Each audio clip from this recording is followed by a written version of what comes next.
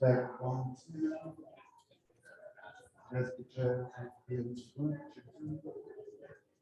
Hello, everyone. Hello, hello, hello. May I have your attention, please? Thank you so much for taking some time out of your Wednesday afternoon to join us.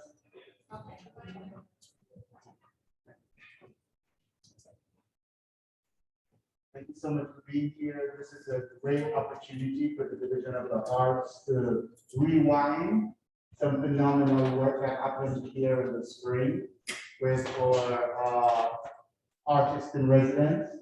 I'm not going to take the shine from the program today. We have a very strong program lined up for you. Professor Douglas Rosenberg is going to give us an introductory talk. And Professor Lisa Payne, who is the lead faculty of the residency last spring, will give a few words on that work and process, and she will introduce the artist in residency from the spring. I guess I was Lisa. Lisa will introduce the work from the students. Many of you are here. Thank you so much for coming back and joining, and for setting up this wonderful exhibit. Please put your hand together for the students and Lisa.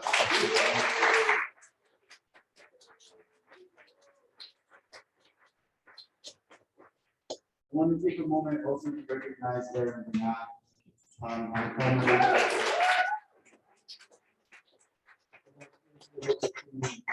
the film you'll see today. So they've developed a film that is both, well, I'll let them talk about it when such time comes, but I just wanted to take a moment right here at the top to thank the faculty for coming out.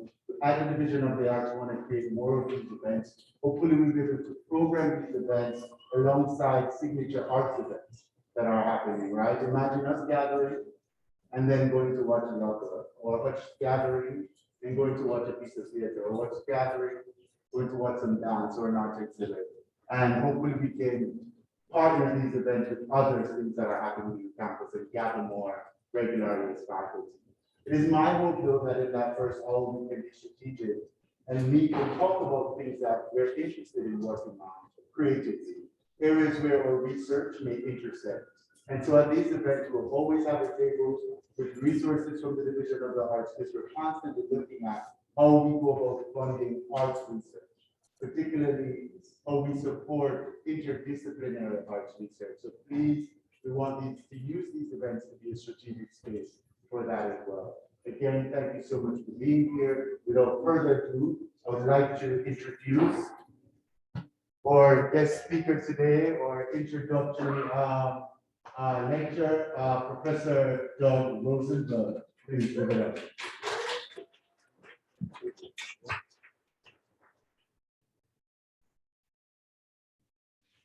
Okay, thank you. Can you hear me okay? It has to be closer. And I'm also conscious of Aaron and this mic. Aaron, am I loud enough for this mic? He doesn't hear me. Aaron, is this mic, am I close enough for that too? Got a lot of mics here. I hope. Okay, just yell if not. Okay, it's a lot of stuff going on here. Thank you, Chris, and I'm really happy to be here. I have about 10 minutes to talk.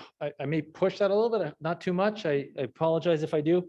But there's a few things that I want to talk about. Chris asked me to talk about how to look at screen dance, really. How do we witness screen dance? How do we look at screen dance? And you'll have to excuse me, but this is the first time I think I've given a talk with a mask on, so it's a little bit weird. So I'm gonna have some images on that screen there for you to see too, and really feel free to move up closer. It would be great if you did, but if you don't feel comfortable, that's okay too. So it's what this is called is witnessing screen dance. I'm just realizing now that I'm not seeing my notes on here for some reason, so give me 1 second to see why that is.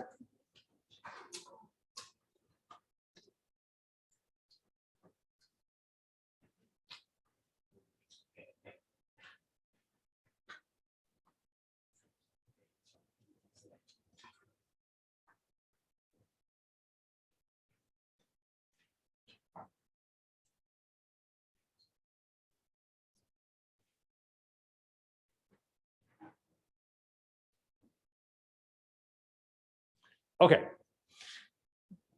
So here we go. So I want to also note before we start that 20 years ago, we held the first ever Screen Dance Symposium, International Screen Dance Symposium here in this building, in the first dance program in the country, which was no small accomplishment. And 20 years later, except for the COVID intervention, no, you can't see my, okay, this is not going well.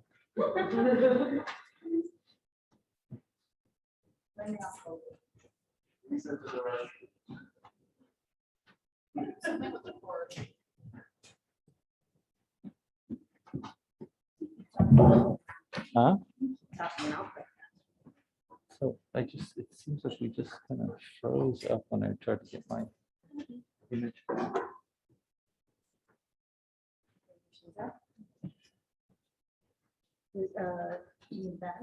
Oh, wait, you know what? That could be true. That could be true. Okay, sorry. This is not starting out well. I apologize. Sitting there too long without a battery.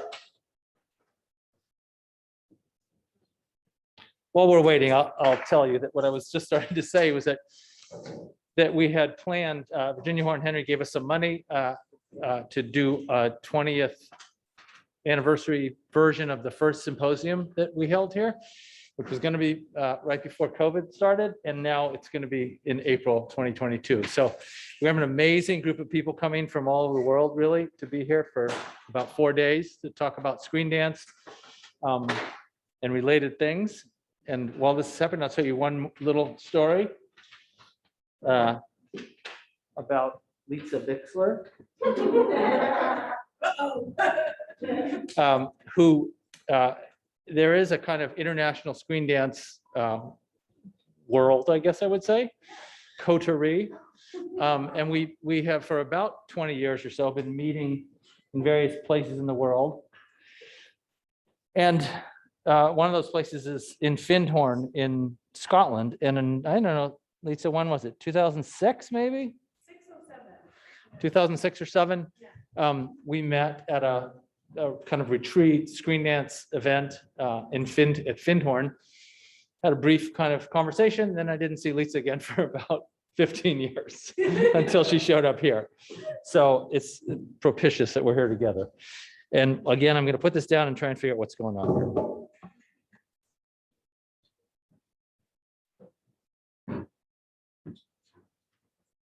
You're on a hard drive, right? No, I'm not. Oh, wait a sec. I think we're coming up. Okay.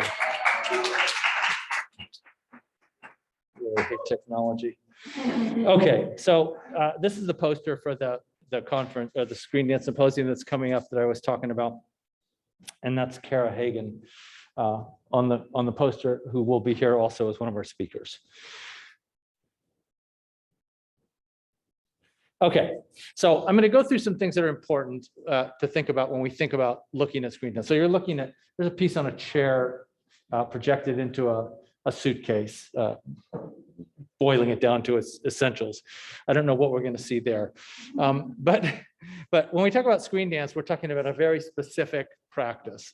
Lisa and I both are part of this community, and we probably have very different approaches to it, but there's a few things that are really true, we could say, to a certain extent, about screen dance. And so I want to start off by talking about surface qualities and about the sort of sequential and temporal nature of screen dance. So right away, it's getting complicated. So I need your critical thinking now. So what you're looking at here are 4 roughly sequential images from a film of mine called Circling. And when I say sequential, I'll give you some better examples of that as we go. But when I say sequential, I mean one after another, right? So film, even though video is digital, we're still thinking about images that follow in sequence, one after the other, and going back a long way to the early days of cinema, to Russian cinema, particularly, and the idea of what was called the montage. It takes 3 images roughly to sort of tell a story. One before, one during, one after, right? Three sequential images will tell us a story. Our brain will fill things in. And I also want you to think about, as we go on, about the surface qualities of what we talk about when we think about screen dance, or film in general for that matter. The surface quality of that image is very different than the surface quality of that image. And by surface quality, I mean the way it looks, like how it kind of feels in when you think about the color and the palette and the framing of that image. Right? Those are surface qualities, surface of the screen. So this is Jimena Monroy is the founder of a screen dance festival in Mexico called Agita y Survey, which I've been involved with over the years. It's an extraordinary festival, one of many in Latin America. And talking to her about sort of what is screen dance, here's what she said. She says, the importance of the body as one axis of creation in screen dance beyond the dancing body or the body of stage dance. We speak of evocations about the body in works that present or speak about possible bodies through this form and medium, and about ideas or imaginaries about the body. So this idea of imaginaries and this idea of the body and this idea of the body is inseparable from the conditions of film. Those are things that I want you to think about as we go along. Inseparable, the body and the media that it's transmitted through are inseparable. In other words, we're not looking at a documentary or documentation of people dancing. We're looking at something that's similar to a fabric, right? They're inseparable, they're woven together. You take one thing away, the whole thing collapses. So I want you to think about those things as we go on. A space that is neither more dance-like or more film-like, but really a combination of those two things.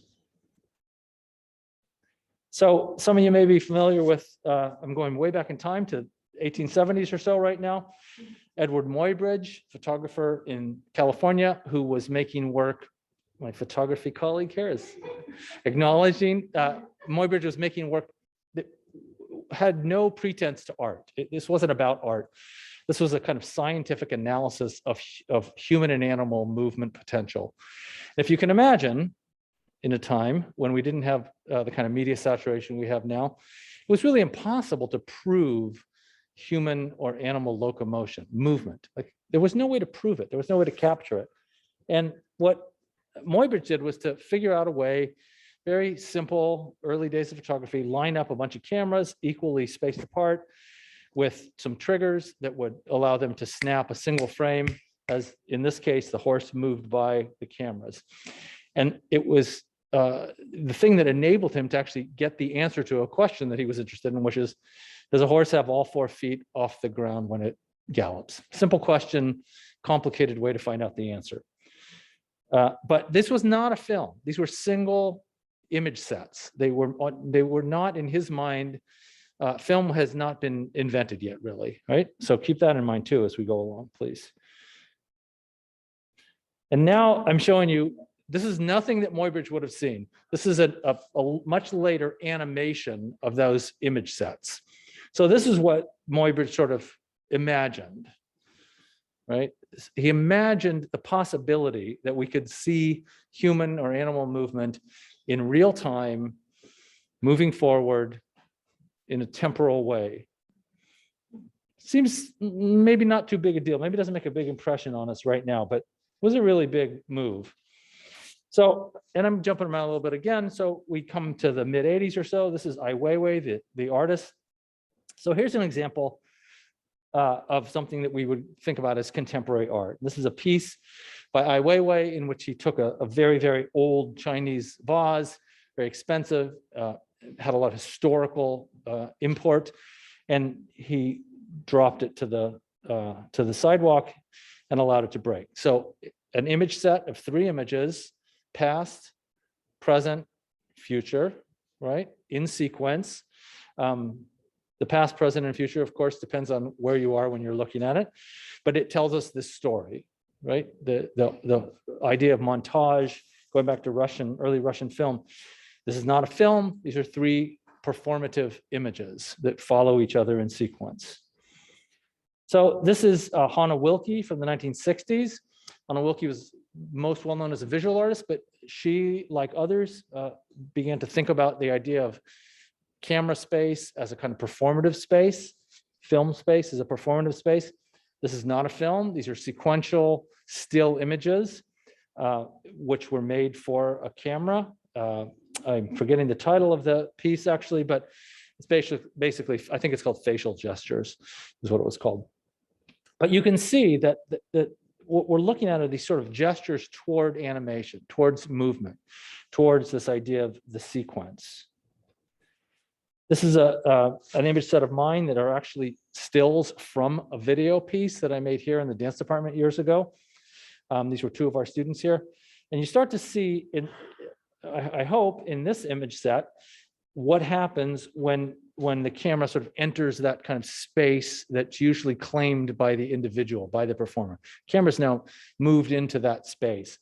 We're in what we would call close-up, right? And we start to see different things in close-up. We start to see the possibility of emotional. If you look at the first image on the left, that's Rebecca. You can start to see some things about what she's doing. You can see the intensity. You can see her, the kind of micro choreographies of her face, and et cetera, as we move on. This is an image, a still image of a film called Hand Catching Lead by Richard Serra. I'm going to show you this image in motion because this is a film from the mid-60s that he made before he was well known as a sculptor. Serra made films and performances like a lot of artists did in that time period. And it's called Hand Catching Lead, which is exactly what it's attempting to do. So it's silent, and I'll just play a minute of that.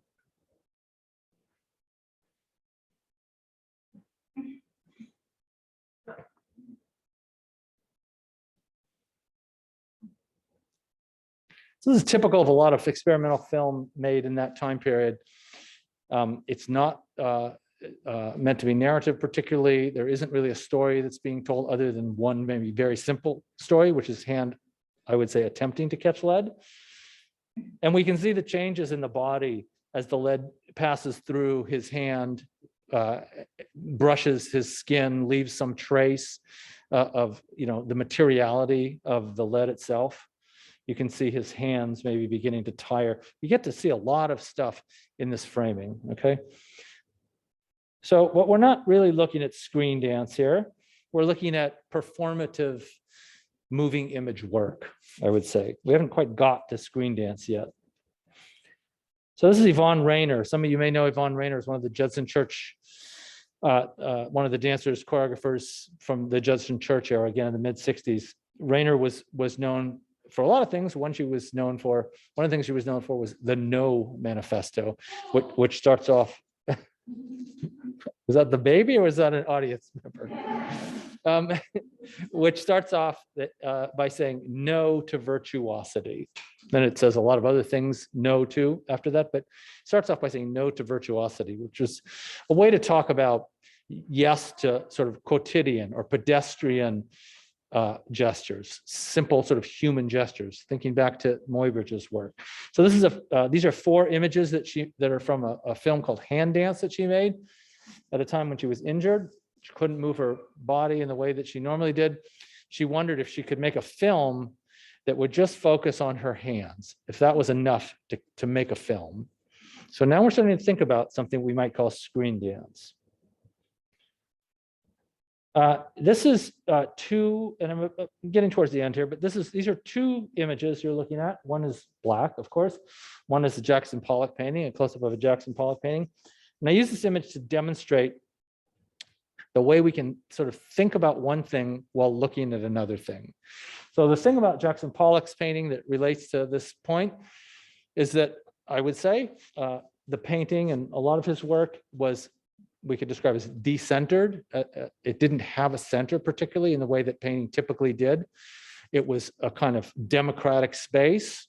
It was a space that purported, I would say, to be about movement. It sort of implies the movement that Pollock undertook to get the paint to flow on the canvas the way it does in that kind of all over kind of non-centered way, right? It represents the idea of movement.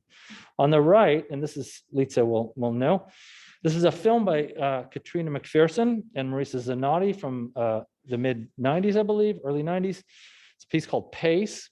And what you'll see, I think, I'm going to ask you to think about this anyway, when you look at it, to think about how it relates to this exact image that we're looking at on the left by Jackson Pollock. And I'll just show you a minute or two of that.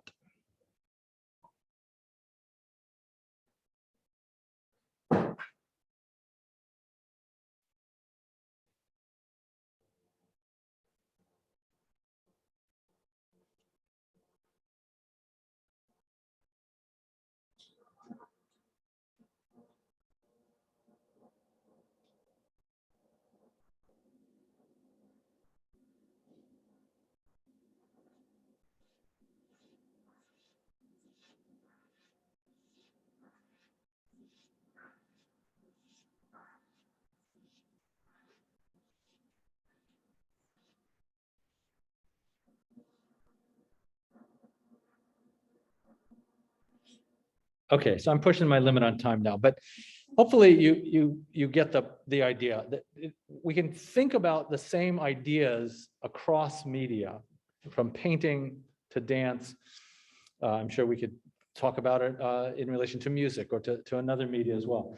But in particular here, what you see, I think, is Marisa moving sort of in concert with the camera, and the camera person, in this case, who is Katrina McPherson, working inside the space of that performer in a very intimate way, in close-up, in a way that compresses the depth of field, compresses the space of the frame, and we get that kind of movement, I think, that suggests some of the same ideas that Pollock was working with. So we're starting to think about screen dance in the same sort of frame that we think about contemporary art generally. So I'll finish by showing a few images that hopefully will give you an idea of the sort of diversity of screen dance. Screen dance isn't one monolithic thing. There isn't one set of rules, although I've done my best to try to create that set of rules in my writing, but only as a way for people to push back. So this is a piece by Ruth Sergel in the late 90s, I think, called Bruce. It's an example of the way that I think, the way that screen dance begins to look at non-normative bodies, to look at ideas about ability and disability, about race, about gender. And we start to see that in screen dance, I would say for one reason, because screen dance is really a global practice, international practice, and also because it was an empty space. And it really didn't exist in any particular way before at least the 40s and Maya Deren, and the kind of sort of growing body of understanding of what it meant to make screen dance in the last 20 years, I would say. So it draws a lot of people through it. This is a still of a piece from mine with David Dorfman and Lisa Race called Of the Heart. And I would say that images like this, or at least I feel that images like this start to talk about human relationships, about humanity, about what it means to be human, and especially to be human in space, in the landscape, in a place that we understand and that we can recognize. This is a piece by Merce Cunningham called Beach Birds for Camera. I don't know if anyone's ever seen it, but this was one of the first pieces that I'm aware of that was made by a choreographer who was really well known for his stage work and then equally well known for his screen work. And this was a piece that was made first for the screen, later transposed to live theatrical space, which is kind of the opposite of the way you would think things would work. But an exquisite piece by Elliot Kaplan is the cinematographer. This is a piece by Maya Stovall. It was in the Whitney in 2017. It's called Liquor Store Theater, Volume 1. And it's a piece that combines site-specific work in her community, which was in LA at the time, with kind of street-level choreography and movement in which she engages people in front of liquor stores. She was very concerned with her neighborhood and with the sort of availability and the dominance of sort of cheap alcohol and what that did to her community. So she made this set of site-specific works for the camera in the space of these liquor stores in her neighborhood. So you get this sort of double site specificity starts to happen in screen dance. This is a piece called L'esquisse, or rather by L'esquisse, called La Chambre from 1988. It hovered somewhere between surrealism and expressionism, and had a very present audio. You could hear the snap of the women's skirts, which actually this piece reminds me of, the snap of the fabric, Litsa. Huh? Yeah. So the space is sort of dominated by these allusions to well-known cinema, well-known sort of cinematic techniques, and some of the techniques of early modernism, surrealism in particular. So we start to see the growth of screen dance to sort of begin to reach out into the world beyond just dance. This is Anna Teresa de Keersmacher, a piece called Hopla from 1989, directed by Wolfgang Kolb. And perhaps it's an homage, or maybe just a kind of referencing in black and white to the previous piece, right? There's these kind of conversations that happen between pieces. And that sort of lets us know that screen dance is building community and building presence when these kind of quotations and allusions start to happen. And it lasts 52 minutes, which is kind of astonishing. It asks us to look at dancing bodies in space, the way that Muybridge asked us to look at moving bodies in images, sequential still images, for almost an hour. And so it starts to really talk about duration and presence and embodiment. This is the last slide that I'll show you, which is a series of images from my recent film called Song of Songs. And I'm showing you this to point out a couple things. One is that screen dance really is a space for people for a diverse group of people, including older people. And also to show you, just to end by showing you sort of, we started off by talking about the qualities, the screnic qualities of an image, an image making. We've looked at a lot of different images. This is a sequence of images that kind of talk about framing, talk about the difference between a wide shot and a tight shot or a medium shot, kind of talks about how those differences look in sequence, what it takes to make this kind of sequential sort of non-literal and non-linear story or narrative, and how the figure sort of blends into the landscape, and what a kind of, for instance, in the lower left-hand corner, what a long wide shot over a great period of time looks like, how it looks different than a photograph of the same image, for instance, right? What are the things that these techniques give us in screen dance that we don't get in another form? So I'm going to end with that and say thank you for your patience, and thank you, Chris, for inviting me to give you a little talk here, and thanks to Litsa and to Xiaoping for all the work on the residency.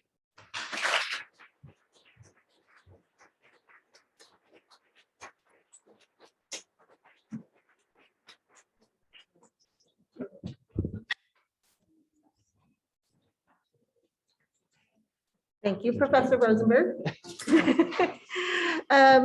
Thanks for making the time, especially during his sabbatical, to be here and to join us. And thank you, Chris, for organizing tonight. My name is Li Xiaoping, and I am very, very honored that I had the opportunity to be the faculty lead for Litsa's class that took place last spring, 2021, during probably, I don't know if it was the height of COVID, but certainly part of it. And if you think back a year from then, we had begun the organization, the proposal of the class, and from there, from that designing on to the meetings, to it being accepted, and then the planning stage in the fall of 2020, to it happening in the spring, I was really so impressed with what she put together. It was a lot of work that went into planning that course.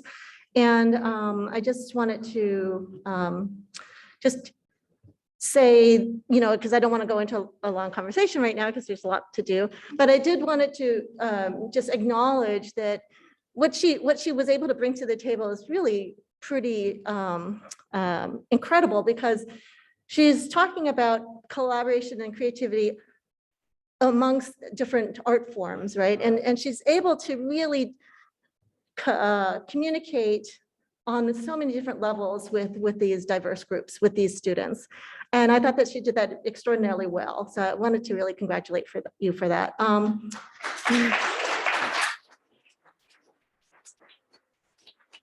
So tonight is a way to allow us to kind of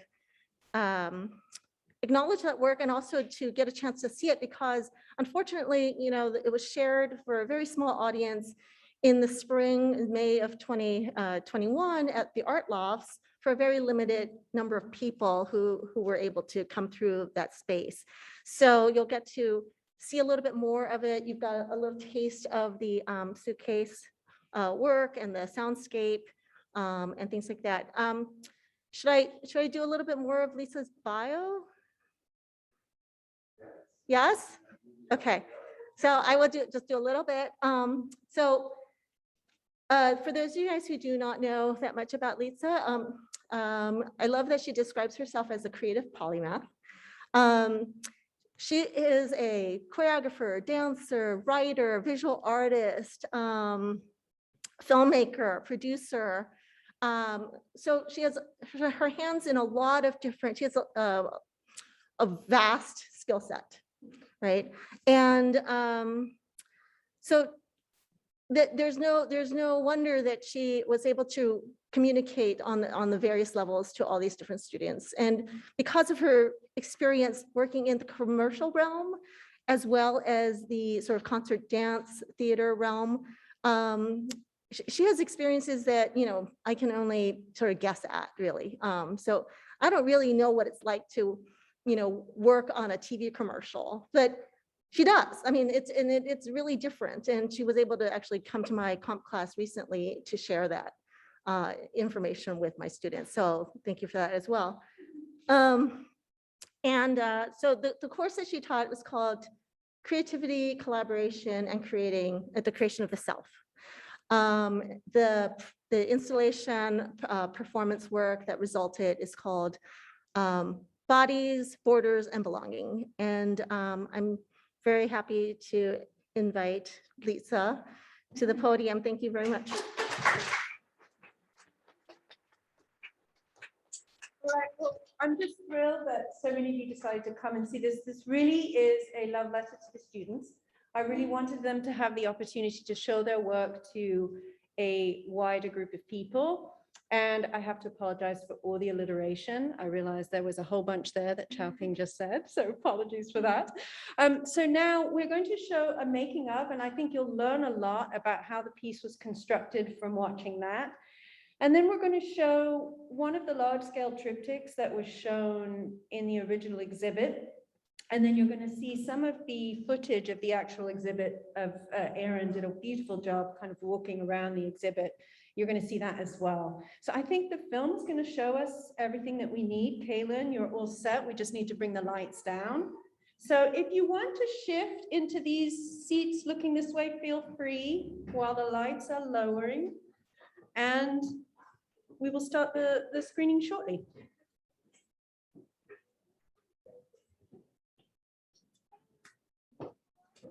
Should I turn this off?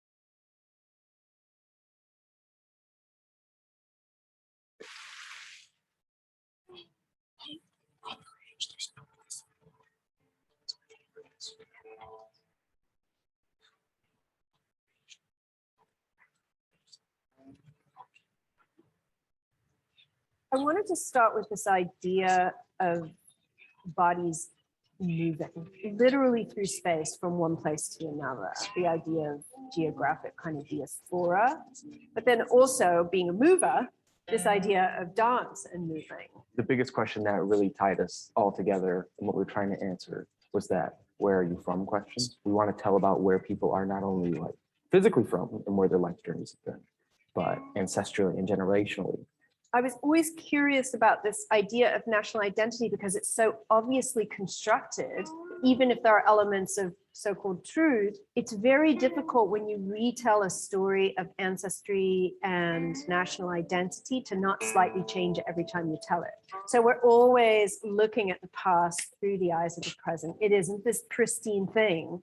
So I think establishing all the different types of stories we wanted to tell at least gave us somewhat of a backbone to say, all right, these are the directions we can go within, but in that own direction we can walk whatever path we want. We interviewed a lot of different people. We tried to get as wide a range as possible. The interviews were the first step in the creative process because the whole piece was based around this idea of collecting personal narratives and stories from members of the wider community. A lot of questions focused on the idea of where your parents from, or like your ethnicity, and then where did you grow up? When did you move? How did you feel about moving? To try and get this idea of how much of a role our background and our history plays within us today.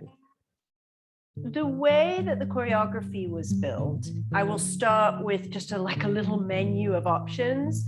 She said, I want everyone in the performance group to take 6 of these movements, no matter what, put them in any order you want. Like just focus on blending between in and out of the movements. That way of working allows for continuity and repetition while still giving a performer an enormous amount of freedom. As far as the movements themselves were concerned, they were very thematically driven. Because some of the people were dancers and some were not, I didn't want them to be really technical. I feel like I've always been a dancer, not like a trained dancer. I've always just had the ability to like wiggle my hips in a pretty unique way. And I said, you know, I've always liked dancing, but I've just never done it before. And she's like, oh, well, yeah, then we're signing you up for that.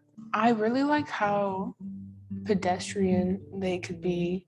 Like it wasn't crazy flip, turns, whatever, that I feel like I don't really see in dance. It was just sort of like normal movements that people do all the time, but like an added layer of choreography in dance. We'll be having a conversation and we'll like start doing the choreography from that piece. I really like the arm flapping ones. I think just because I have super long arms, it like is always so fun. Oh, I really liked the one where like, wow. And then you like come around. That was my favorite to do. I picked out like an idea of someone packing up their stuff in their own house, putting it in a suitcase, traveling along, and then getting to a new place. So I was able to, at least in my own head, try and tie these movements together to tell a story like that. Where there's themes of home and like what that really means. I hadn't been home like all year and pandemic made that really hard. So I was like trying to like tap into that idea of really missing home because that's how I was feeling at the time. The first idea I had was how stories can be layered and you're looking through the present to the past. Transparency and opacity and images being layered one on top of the other. We learned the sequences, we'd filmed them, then we were projecting them over the top of the body. And then there would be moments where it lined up exactly and then moments where it didn't. I realized that thematically, it made more sense for it not to match because this is exactly what we were talking about when you're recreating the story, as it were. It was a very cool effect that was completely aligned with the ideas and themes behind the piece. The dance with oneself, looking at time being with oneself, or even like maybe a family member was a beautiful interplay right there in that visual.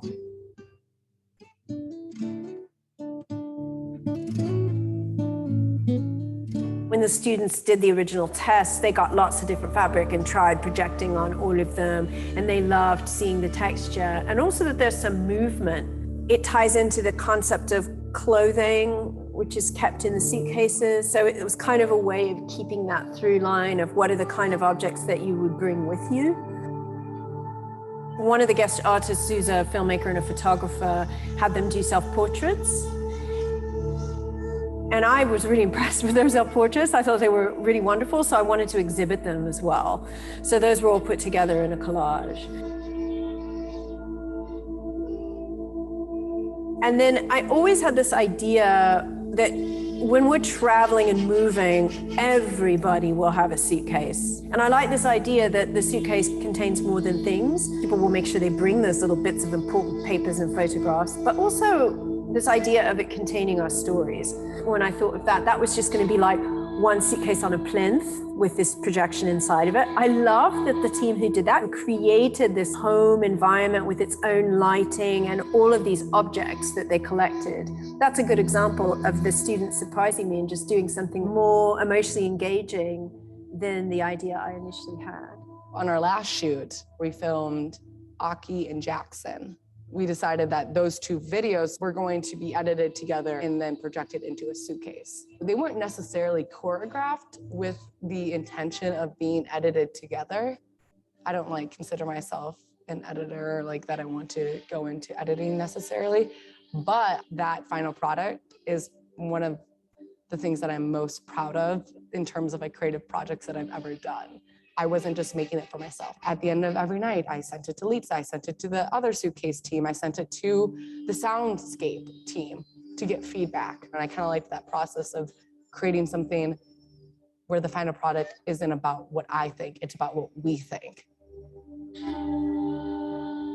The little miniatures were based on daguerreotypes, which were very early photographs. We talked about it as the miniatures part of the exhibit. For me, it was the pocket-sized part. The more intimate stories were used in the soundscape to go with that. The miniatures were also just so imaginative, looking at people's histories and the things that people collected and kind of thinking about the things I've collected too, made me connect to the whole exhibit. I have a new understanding for what collaboration really means, because in the past it had felt a little forced to me in general, whereas in this class it felt super organic. There's other people on this planet and you're gonna have to work with them eventually. Might as well get good at it, and I'm glad it happened now because I want to keep on doing it in the future. When you're in a room with people that don't come from the same place as you, don't have the same background as you, you are guaranteed to learn something if you have an open mind and open ears.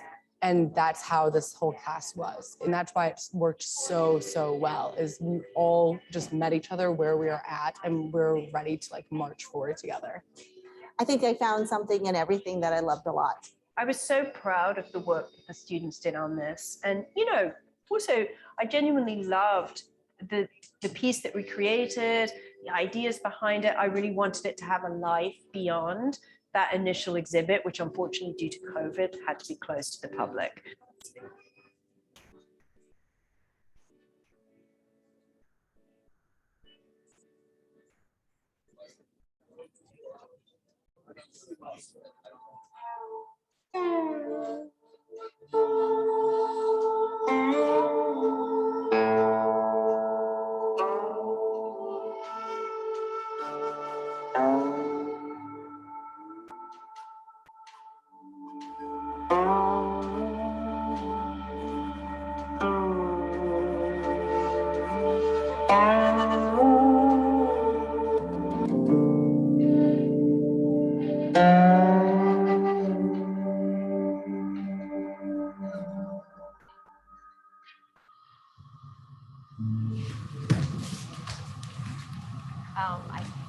I think when people use us where I'm from, I typically say Southern Wisconsin.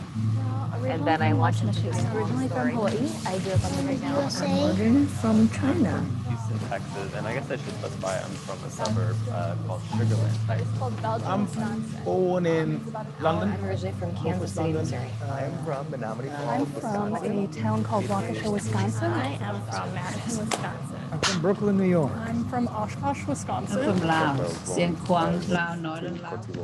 Which is where my parents are from. So I generally say outside of Madison, Beijing, China. I say I'm originally from India. Yeah, so originally from Michigan, it's hard to going back say. many generations. My mom is 100% German, and my dad is a blend of European heritage heritage also, but it's a little more. My dad is Vietnamese, so he's like 100% Vietnamese. My mom came from Laos, but she's actually not Laotian. Her father is an ethnic Chinese. From a small town in Iowa, On my and dad's father side, is from a we very are small town, English, Banda German, Emir in and Iran. Luxembourg. They met in Colorado Springs at a bar. My dad was going to school there, and my mom was there working.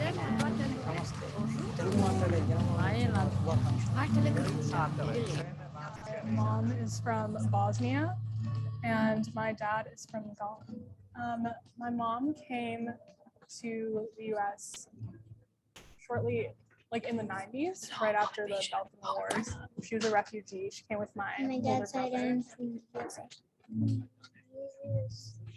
Swedish and Latvian and Yeah, so my father's side, my dad's family is Italian American, and I should they're Sicilian. I guess Sicilians like have a lot of regional pride, so a lot of them will say like I'm not Italian, I'm Sicilian. I guess that's She was born here, but both of her inspiration. but they immigrated into Galveston, Texas, about an hour outside. And then her dad, long line of Madisonians. Finally was able to Brook find Street is named after my family. Rowley Avenue is named after my family. We actually used to own a bunch of land. When people think about Wisconsin, they always Actually like Italian mafia. Yeah, my family has a long history of that. My Swamp mafia grandfather like ran my grandfather who was killed in World War II and my grandmother met here. Like they live over, they used to live over. Like I think his picture is in like Germany, the Pam Randall. Immigrated here Poland, from Germany. My and Irishness, a my really middle name is nebulous actually period of Alan, history which where technically it's corresponds Alsace-Lorraine, a place but some in members of the Europe family claim that as where being there German isn't and some really claim it as things being. written down, which I think is fascinating. I think about the privilege in a sense of like knowing your history, of knowing that like there's a lot in being able to say where you're from, being able to connect those dots. Because my family never put so much importance Usually some sort on of it, stability at least in my being parents, able to be in a place. We know very little about my mother's side, my great-great-grandfather.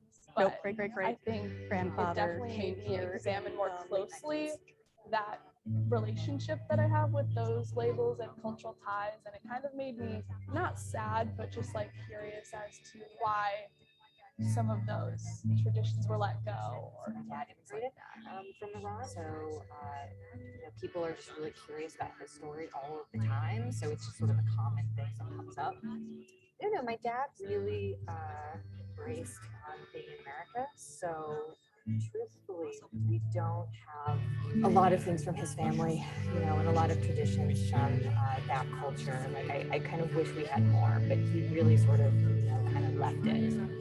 I don't know, I feel like a lot of times, especially like recently, I low-key dissociate myself from being American. I can't really say I would have felt American because I've been I think I always think of my Chinese since I was born, so always thinking I'm Chinese, never thought that I'm not a Chinese.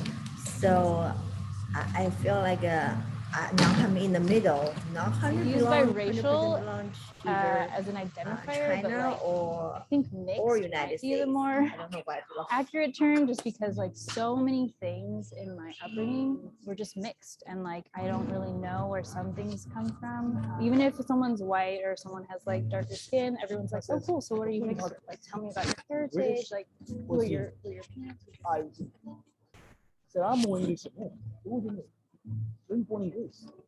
But you're saying because of his optics makes him English and me not English. And I'm like, so if I cannot tell a white person in Jamaica that he's not Jamaican, then nobody can tell me.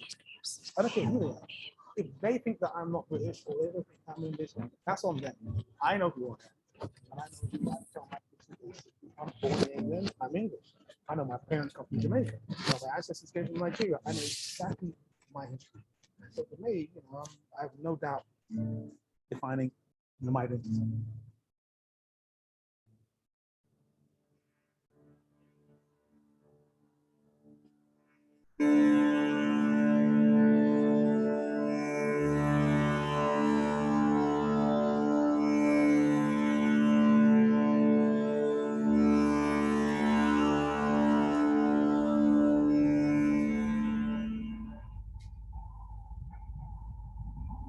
the more time I spent here, the more complicated I feel. And I knew that I wanted to do something that I didn't know what it was. Most of my family still lives there. It wasn't, It's 10 yeah, years. it wasn't the Just culture being shock stuck that I felt. in I didn't their feel the culture ways. shock there that I did when I moved to Wisconsin. I just knew that it wasn't where I lived and it wasn't where I grew up. So that just, Madison seemed like this place full of possibilities. Where I could kind of be anonymous, where in a town of 1,000, like everybody knows you and they know your dad and they know your Outside of dad's family, dad. outside Where of I everything else I'm personally familiar with. fit into the story. Like, coming here, it was so My great. family Like, doesn't understand why I want I don't to love it. change and grow and evolve. Recently moved in with a new partner here, and he has lived here his entire life. The nature of that makes Madison feel more home-like.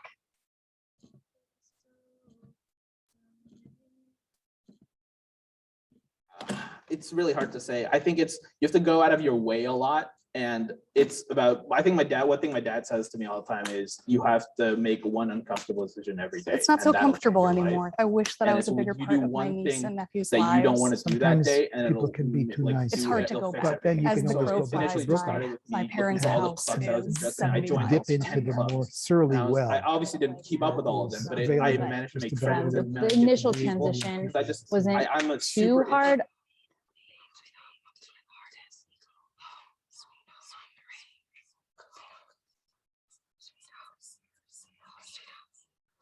I'm always searching for sort of over the years I've because I cultivated this make nature art, of so just I'm having to always push searching myself for out artistic and like expression to pushing myself out of my own find comfort zone just to a get things comfortable done and get to place know people and to get be like, who make I the am. place feel home. Yeah, my parents live there. My two younger siblings live there. I think And it's a tendency yeah, so to, familial connections. I also think Lake kinda Michigan just on the not Michigan the side is high the school, prettiest and side. yourself, Did you do uh, this to me? I so had I so go many home, friends. like, I was like in the summers to spend time at the lake and yeah.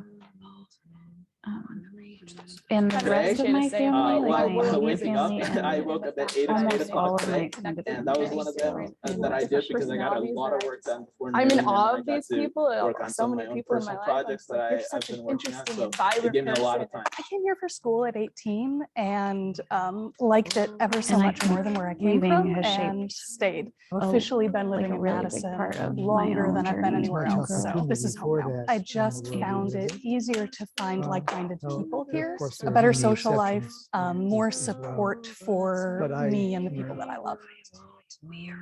Maybe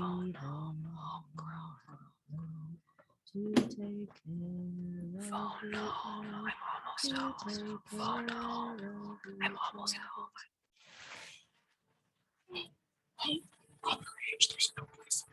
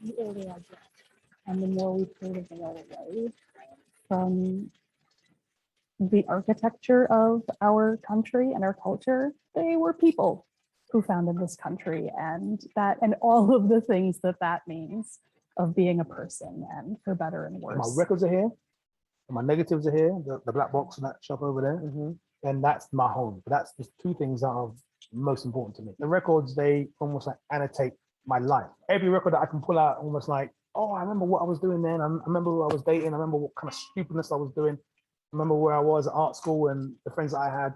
So the records are almost like these indexes of my kind of life.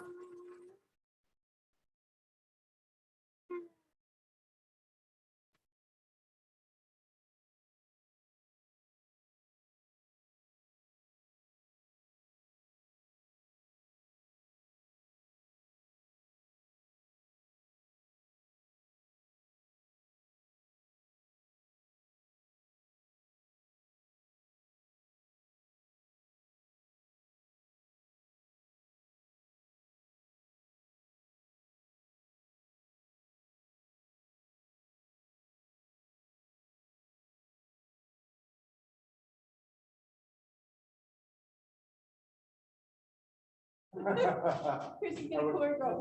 right, we're gonna have a short talk back with some of the amazing students and Lisa and Lee Chappé who participated in this project. So we'll just take some time to shift back around. Phenomenal work. Congratulations, y'all.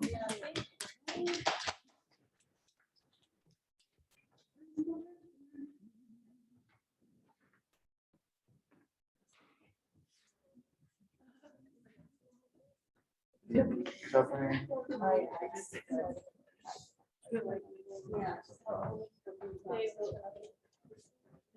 Yeah, it's just like. Are there just three? Yeah. For you three, one for us, one for them.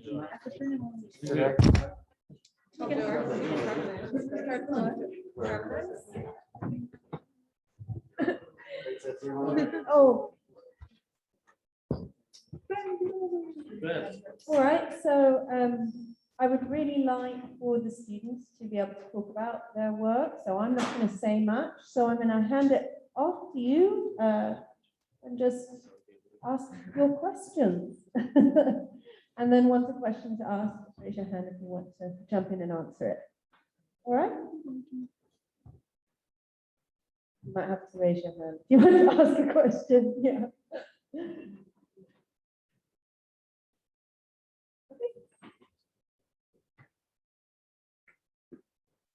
I just want to say that video was incredible. I think it was put together by Erin Bernard of the Experience in the Exhibit, and I feel like I had the opportunity to experience what I missed in May 21. So thank you to the whole team and to you all for making it possible. And sorry if I missed anyone else. I just know Erin, so great job. My question, I really enjoyed the visuals paired with the audio experience. It was like an audio collage.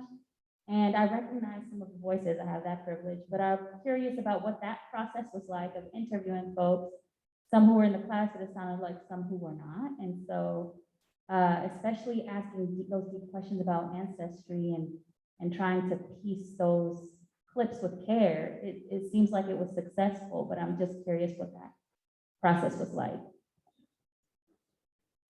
Steph, do you want to jump in on that one? We're part of that team. I think you might have to turn the mic up. Is it not on? I think there's a switch. You just got to slide up.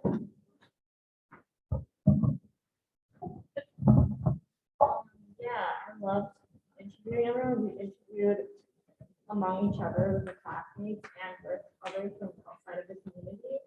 And I think the important thing in interviewing was always kind of having that next question, like ready to follow up to get deeper into the interviewee story.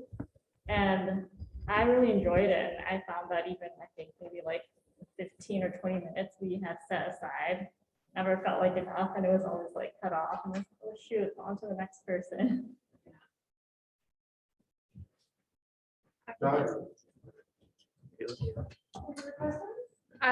Just to add to that, because we here were sound team, so we kind of were there on set and also helped edit it together. And I will say, first off, props to the interview team. Stephanie, you were a great interviewer. It was, like she was saying, really captivating. The 15 minutes never felt like enough because you could get so deep into someone's story, and everyone's story I think is super intricate no matter where you come from. So that was kind of, we ended up having a lot of material, so editing that down was quite difficult. But I would say we did a pretty good job at kind of trying to keep it thematic, because some people have really big moves in their life, you know, moving countries, and some people, the change was coming from another Wisconsin town to Madison and what that experience was like. And then some people had always lived in Madison their whole life. So I feel like that was kind of how we tried to break it down, by like bigger changes to smaller changes overall. And then even within that, there were parts where, you know, people would tell stories like, you know, we had, say within the triptych dance piece, people were talking about large movements going from place to place. And we would try to draw a theme between stories that people were telling and say what was, you know, sort of the emotion that they were feeling during this and how could that carry through to the next piece. So it was working with, you know, you had a pool of clips, trying to find and create a story out of all these, you know, disparate connections between people to say like, you know, here's sort of an emotional through line that can tie all these stories together, and pairing it up with the piece that we had recorded, it sort of just all kind of blended and came together. You don't need the mics. Oh yeah, you don't need the mic. Oh, it's not even on? Yeah, exactly. I'll just enunciate. But yeah, it was interesting about the clips too, is like a lot of times you would hear an interview and be like, I really want to put this whole interview in there. But at the same time, the whole point of the project was to like kind of dissolve borders, dissolve the lens between like these different people. And by doing that, you can see in the video, we kind of just like chopped out the little bits of each people's stories that kind of fit together. And so you'll have like 10 people almost talking over each other, but kind of telling the same story in an interesting way, while not removing their individuality, which I think was like a very powerful thing that we somehow pulled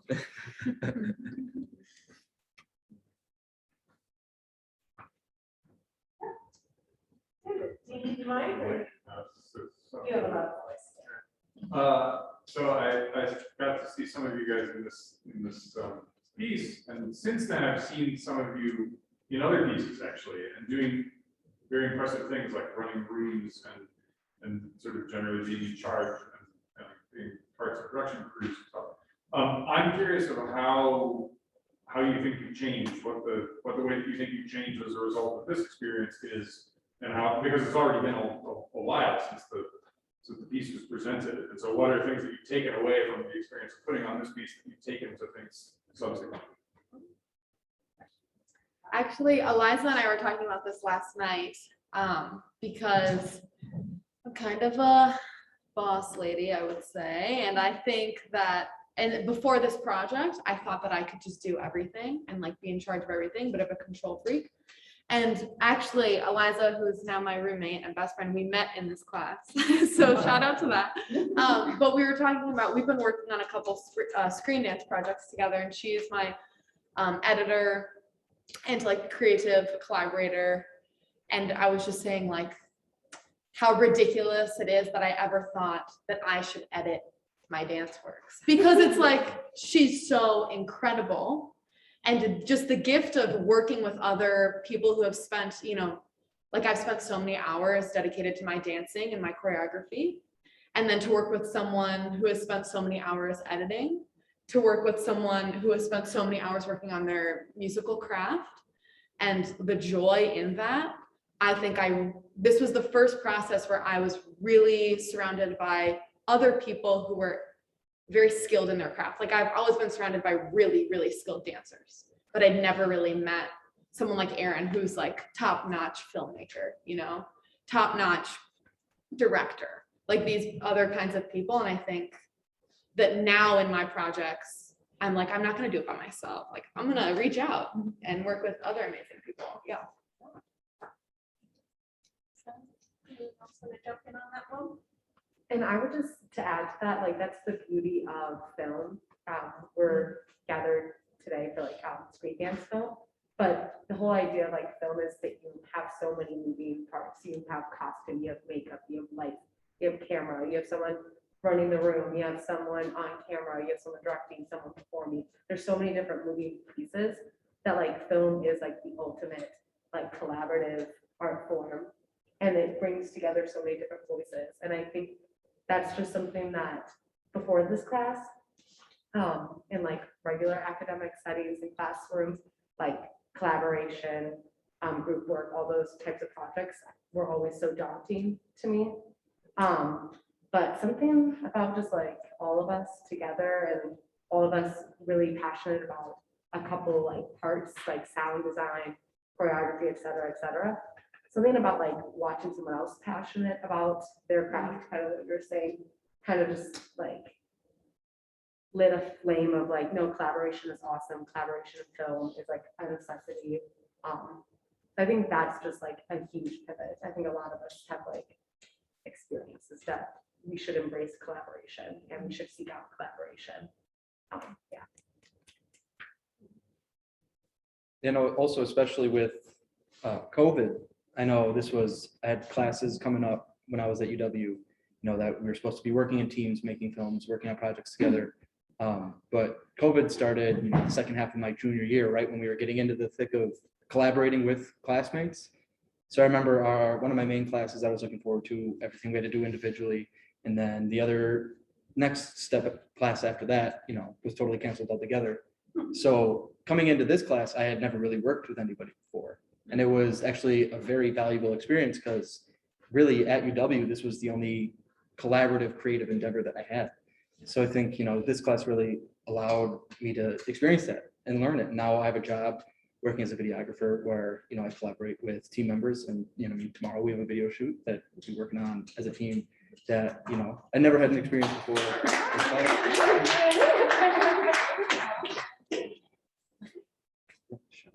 I have a job. Yeah, that's huge.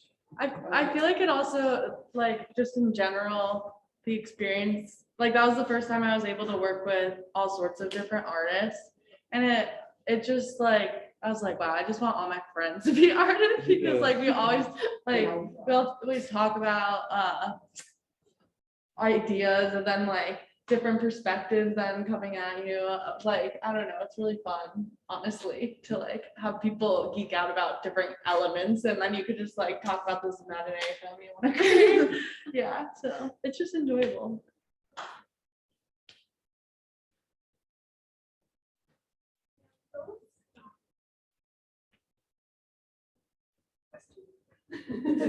Comment.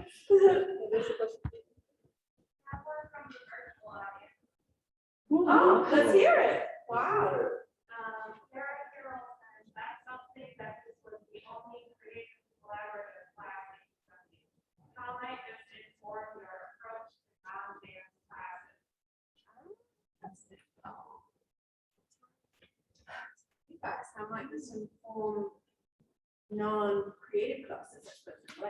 I'm taking an anatomy class right now and I just noticed that like it has encouraged me to be like social and friendly in like all realms. Like I just noticed there's like a nature in the lab class for everyone to be like super hyper focused on like what they're doing and like their own process. But I'm like one of the only artists in the class and I'm like, hey guys, like trying to make friends with everyone. I like invite them over for cookies to like study. So I guess I just like feel like it's everywhere. You could be collaborative and like friendly even like, cause you kind of need that with collaboration. I feel like that's why I made so many good friends in this class is cause like you're bouncing ideas off of each other and like, and that friendliness really, makes it easier and fun.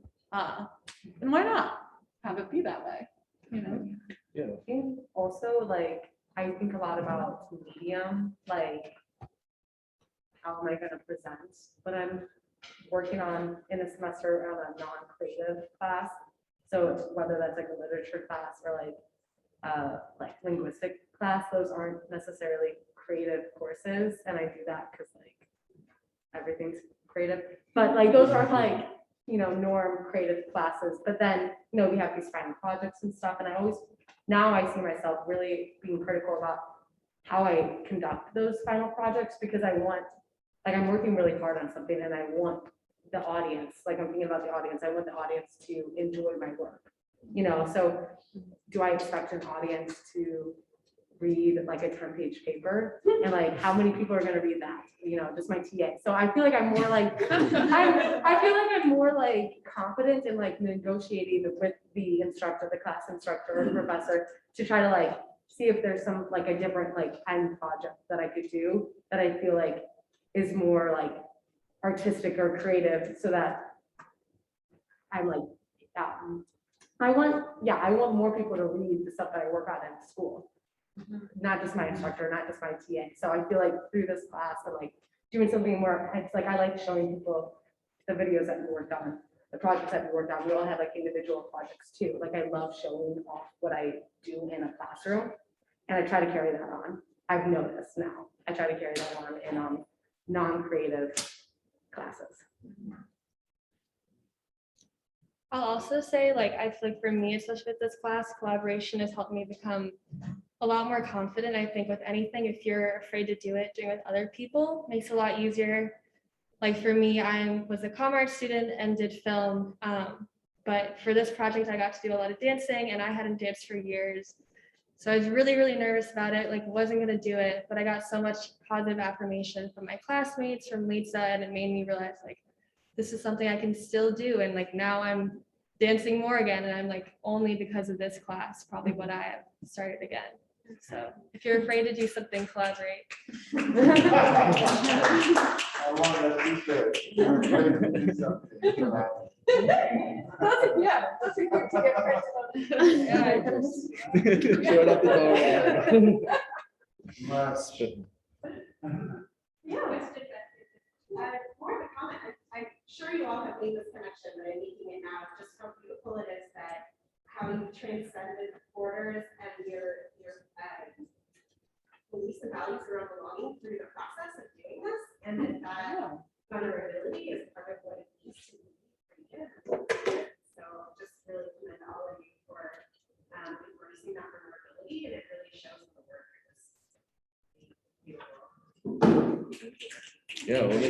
Looking back, it was a vulnerable time. It was like, it's 2021, like March, May, that was like a weird time for all of us. But yeah, it definitely comes out in the product too. Is there anything more you want to say about the weirdness of that time and what this class or space or community provided? I think in an odd way, it sort of made us value communication more, because every time we were able to be together in a safe way, we really had to take advantage of that time. And when we were together in a space, we knew that we wouldn't be able to meet at a coffee place and go over everything the suitcase team needs to do. We knew that we would only have 15 minutes on Zoom to make a plan of what we needed to get done. So I think every time we did communicate with each other, it was so important that we got the most out of it. And that is something you might not have realized if you were able to just meet whenever, or you know that you could just show up to the building. For us, it was like we had to have our badges, make sure we felt good and we were safe, and then we were there and we had that amount of time to get things done. We had to get it done in that time. So for me, it sort of taught me how to prioritize the time that you have and take advantage of that too, and really value the communication while you have it as well. So that was something I definitely learned doing this production during a pandemic where communication is hindered and limited and altered. Just to be very clear with all of that. Yeah. I do remember the first time that we were able to like meet in person. And that was yeah. But I remember I like saw someone, I don't know who it was, but like my gut instinct was like, I want to like, it was someone in our class, obviously. But my gut instinct was, I want to hug this person. Like, I don't even know, like, I'm not like a huge physical touch person either, but I was like, I want to hug this person. I feel like I know this person so well. I didn't hug them because COVID. So I just did the little thing. But yeah, it's just like, I think, to go off a little, I think it really just made all of us, subconsciously or consciously, like really be appreciative and grateful and like learn different modes of communication. When we were able to be in the same space together. I don't know about you guys, but that 2021 COVID, I mean, I was feeling extremely uninspired for the first time in my life, really, and I didn't want to make anything. And I was really down. And of course, just like looking inward in maybe in a negative way, like going deep into this hole of stuckness. And then this class really helped me get out of that hole and like get out of myself and learn to look out at the beautiful, incredible, talented people around me. And then without even trying to become inspired, like I just sort of became inspired by kind of like what we've been talking about this whole time, just by collaboration and the brilliance and like all of us unique individuals from all different places, mediums.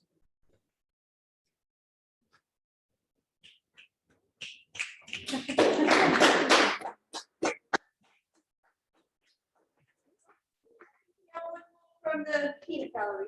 Yes, Sarah Carroll, thanks for your insights. Wondering also, is competition or lack of competition an aspect of the success here? Oh yeah, did you guys feel competitive with each other? Oh, heck yeah. Really? Yeah. No. Yes. So I feel like, Did you say yeah, no? somebody comes up with something cool and I'd be like, oh, that's cool. I gotta at least come close. Yeah, like I don't, actually, I was, I remember being kind of butthurt because it took me 10 times to get my sequence and Aaron did it in 1. And I remember that, I'm like, how many years have I been dancing? Yeah, I remember I walked in first try, and everyone's like, holy shit, Yeah. that was perfect. I was that, yeah, that was the.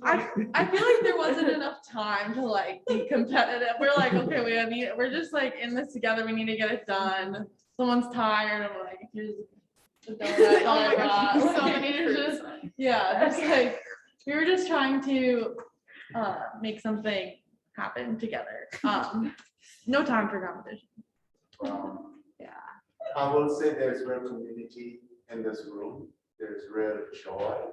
I dare say even real love in this room among this group of people. I want to say congratulations for what you discovered, for what you created for and with each other. It's your presence here was a gift, is a gift. Thank you for what you continue to give to our campus. This was an amazing residency. And as you can see, the work is continuing to live on in the ways that it should, in their own voices, in their own ways. Thank you all for speaking so openly in this talk. I gave a lot, and I want to just chill and continue the conversation, but upstairs, UW Wing is having an open rehearsal. I think we want to check out as well. And I just want to also recognize time. Thank you all so much for showing up and gathering.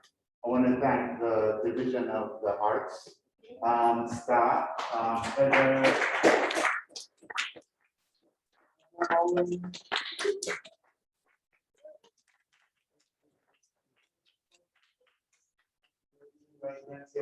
thank Mrs. Spear.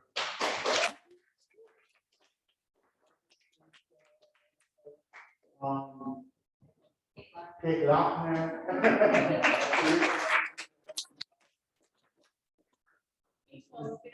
Rachel. Shout out Rachel. Our Associate Director of Regional Search to be there. And Darren Lewis,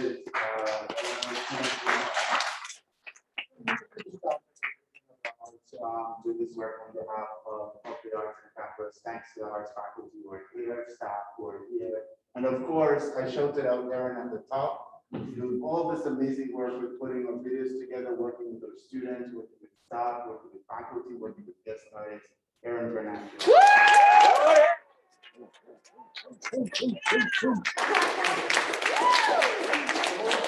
I have not missed anyone, and if there's anybody in this room who you do not know, please introduce yourself before you go.